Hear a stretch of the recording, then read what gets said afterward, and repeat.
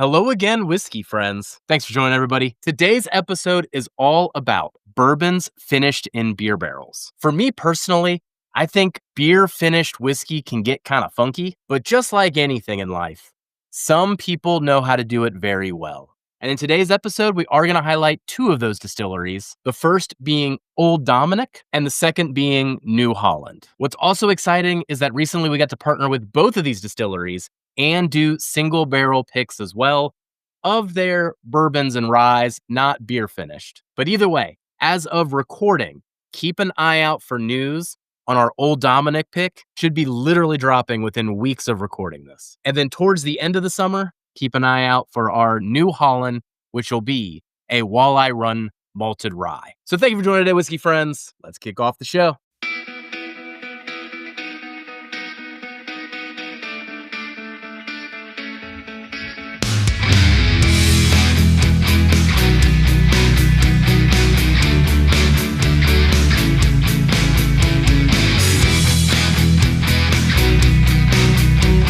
Before we start this week's episode, I want everybody to know we don't just review whiskeys here on Hello Again, Whiskey Friends. We also team up with other channels to go around the country and find amazing barrels for our barrel pick program. Coming this summer, we are going to have 6 different barrels coming available to our Patreon and our private Facebook group. Single barrels from Old Dominick, Ever Norse Spirits, Bardstown Bourbon Company, and New Holland. Each one unique for its own reasons, and all of them are amazing. We can't wait to share this great whiskey with the community.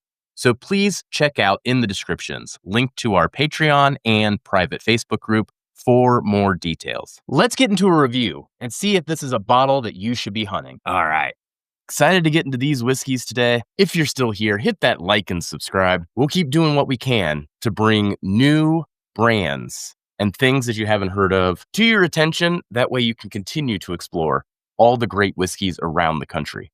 And today we are getting experimental with one of our favorite brands, Old Dominick, coming out of Memphis, Tennessee. Now, if you ever get the chance to visit Old Dominick, highly suggested. Their bar is really cool, and their gift shop has a lot of different bottles that you can't get anywhere else. When we were in Memphis at Old Dominick doing our barrel pick last year, they had a few experimentals, and I ended up not buying it, and I totally regret not getting it.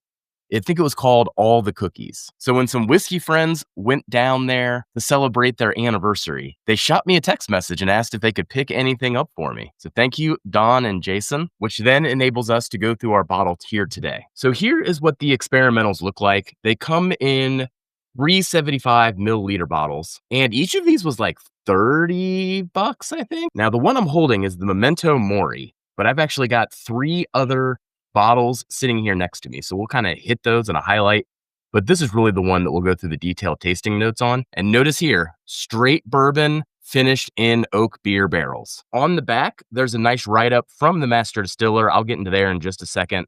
And then the brewery that this is coming from is Meddlesome. And this particular beer that this was finished in was a barley wine. So here's what it says on the back. There are a lot of things I love about being a distiller, but 2 things that get me excited are innovation and collaboration. And it is these 2 things that led to this unique beer barreled finish. My friends over at Meddlesome Brewing have been crafting crazy fun beers for years, and our collaboration with them continues to take unexpected, flavorful turns. Their Memento Mori American barley wine beer has pronounced notes of caramel and fun hoppiness, both of which pair beautifully with the stone fruits and chocolate notes of our Huling Station bourbon. I hope you enjoy it as much as I enjoyed creating it. From Alex Castle. You know, it's kind of funny. I didn't read this until I'm reading it to you right now.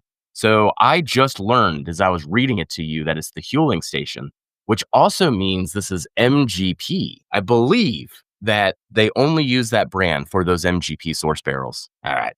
So I'm going to pour this one out a little bit. This is going to be the one that we go through the tasting notes on. And from going through this flight initially, I do think this was my favorite. But the other ones are really good as well.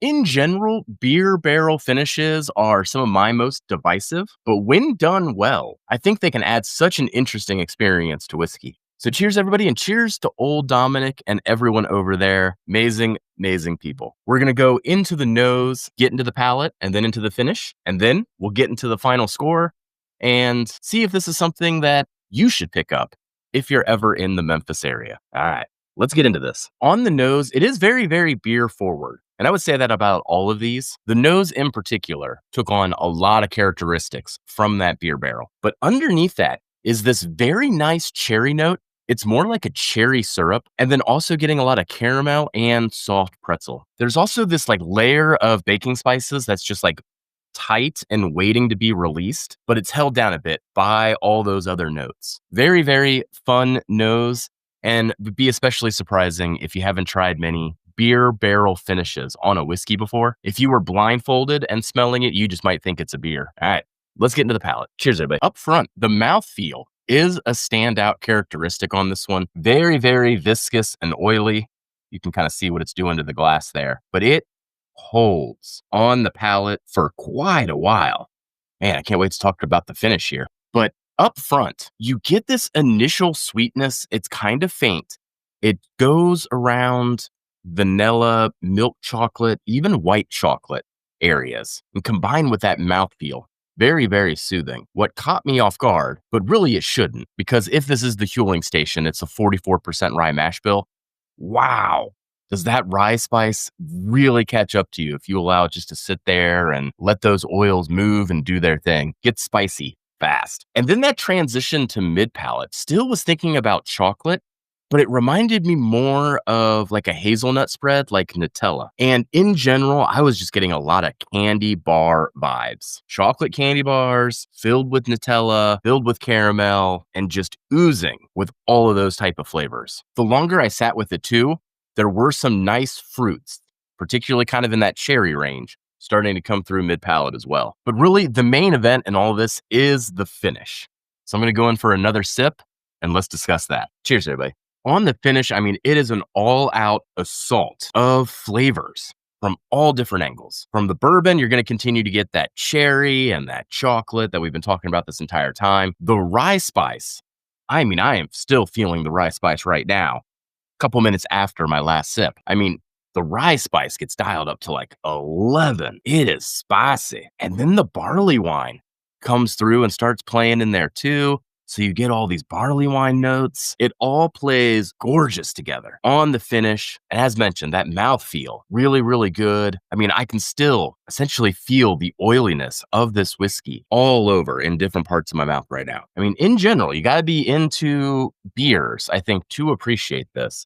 But if you've got a palate for both whiskey and beers, man, you should really try this stuff out. They did such a good job on the finishing, particularly of this barley wine. So here in the channel, we do have a robust scoring system behind the scenes. Lots and lots of spreadsheets and equations, but you can really just summarize it into a flavor score, an experience score, and a value score. Aggregate all those points together, and we can see where this whiskey ranks overall. And man, this one performed very well, scoring an 85. That puts it right on the cusp of being a certified gold whiskey. But the main attraction, as I said, is all about the mouthfeel and the finish on this one. Bit more to the nose, bit more front of the palate, would have elevated the score up to that range. But 85 for a $30 experimental is a killer score. That's why I wanted to talk about these. So as mentioned off the top, this one was the barley wine, the Memento Mori. It was my favorite amongst all of the others. Need to sit down and score those, but I think they'd all flow around an 83, 84, 85, all the same. If you've tried any other beer barrel finished from other distilleries, let us know what you'd recommend when it comes to this category, and we'll catch you on the next one. Cheers, everybody. Thanks for hanging out, everybody. Before we move on to the next segment, I want to give a shout out to our friends, Katie and Ethan, over there at the Drifting Drams Coffee Company. Fancy coffee for regular people. And this week's winner is my fellow New Riff fanboy, Gandy Road. Congratulations, Gandy, and enjoy that coffee. Now, for this week, you can still leave a comment, hashtag Drifting Drams, but we aren't going to have a winner next week. Instead, we'll have a winner 2 weeks from now, and I'll combine all of those together. But I've got to work in advance on some of these videos. so I can't do the randomization like I typically do. But if you leave hashtag drifting drams in today's episode, I won't forget about you. All right, let's move on to the next segment, and let's hear Kelsey talk about some new Holland bourbon finished in beer barrels. Now it's time to catch up with Kelsey over in the Whiskey Riffs Lounge. Hello again, whiskey friends. It's Kelsey right back here in the Whiskey Riff Lounge. Today we're going to be doing some Dragon's Milk bourbon. That's right, you heard it right. So some of you have had the Dragon's Milk beer, which is the stout. So this is whiskey. They're straight whiskey finished in those barrels. So the first one we're going to do today is the Origin Bonded series, which is their newest release batch product. And then I was also able to pick up a single barrel of that at a higher proof, which you can see right there at 56.25. So we're going to get into these. We'll do the nose, then we'll go into the palate, and we'll talk about price point and see if all this is worth the hype that we've heard so far. So on the bonded first, let's get into the nose. So on the nose, this has got a little bit of a berry or almost fruit note. It's more like a apricot or apple type of note on it. I'm not getting a lot of beer notes off of this, like the chocolate or anything like that. It's very pleasant. It's very fruit and perfumey on the nose so far. Lots of oak coming across on the nose. I would say younger, like smelling oak, I don't feel like this is an ultra aged product because it's not. It's 4 years old. But you do get all of those vanillas and caramels that you normally get on a bourbon. But the thing that sticks out to me is that fruity apricot, but almost woody note that comes across on these. So let's get into the palate. Obviously, you can kind of see the color there. It's nice and golden copper. Let's get into the palate. Oh, man. I will say this thing is crushable. So good, easy to drink. Right up front, you get all of the sweetness. Again, I'm not picking up a lot of the beer notes off of this particular bonded. I get much more of just the whiskey notes. The oak doesn't come through until the last bit of the finish. Let's go back in for a second sip. Okay. Second sip, you get a little bit more of the oak on the outside edges, but all of those fruit notes are still way up front of the palate. Finish is very short. It's not a super long finish. You kind of get front and mid, and that's about it. You don't get really much of a finish on this one. But overall, man, this is a really, really pleasant, easy to drink whiskey. If you're looking for something that's different, this is a different profile than I would say than your typical bourbon. Definitely worth picking up. I think this bottle was around $60 to $65. So I love the bottle style, if nothing else. I mean, geez, that's a gorgeous bottle. I love their design. Let's get into the single barrel version of this. Now, this is at 56.25 ABV. So let's get into the nose of that one. Let's go into the color first. Sorry. That one is a little bit darker. You can see more of that red copper notes to this one. So now I do get more of the beer notes on this. If you're wanting more of a beer flavored finish, get some of these single barrels. Now I got this one at the distillery. They had a couple stores around the area in New Holland Distilling that had these single barrels. So if you're up in Michigan, seek these out. So on the nose, I get some of that hoppiness from maltiness from the beer. There's a perfume note that comes across that I had on the Origin, but just amped up. Not getting any fruit notes like I did on the other one. I do get more oak on this, like strong oak. I think that's just the finishing cast coming through as well. So that chocolate note is coming through on this, on the nose, way more after that's been some air. This does get a lot sweeter. I did drink this a couple times. The longer it sits, the sweeter it gets. So let's get into the palate. Oh, yeah. So you got a lot more maltiness, that stout finish on this single barrel. I don't know if it's the watered down bonded that kind of takes that away, but this is really straight up like malty, chocolatey, all of those things that you would associate with a stout finish. This is more what I was expecting when I saw this bottle. I got more bourbon notes on the Origin, but this Dragon's Milk single barrel bourbon, or beer barrel bourbon is what they call it, is much more what I was anticipating it being. So let's go in for a second sip, see if there's anything else we get. Okay. Pretty consistent. More of that malty, like chocolate Whoppers. If you guys know the candies, the Whoppers candy, it's real that malted with chocolate on top of it. The oak comes through late mid palate into the finish. This finish does last quite a while, and I don't know if you can see on the glass, but that thing's got some serious viscosity. This thing is oily. Much better mouthfeel on this one as opposed to the bonded. I do like the bonded a lot. Super easy, approachable. There's nothing wrong with the bonded. I just prefer if it's going to be a beer barrel finish, I want to taste it. Whereas I don't really get that on the Origin. So kudos to New Holland for producing some amazing beer, but also some amazing whiskey. They don't do a lot of the whiskey production, but what they are doing with these particular ones, I like. And if you haven't checked out their single malt and their malted rye products under the Walleye Run label, you definitely need to check those out. We do have one coming up later this fall that we picked that'll be 8 years old on the malted rye, hoping to go back and maybe get an American single malt as well, because they were doing some phenomenal things with that as well. Thanks so much for all your support.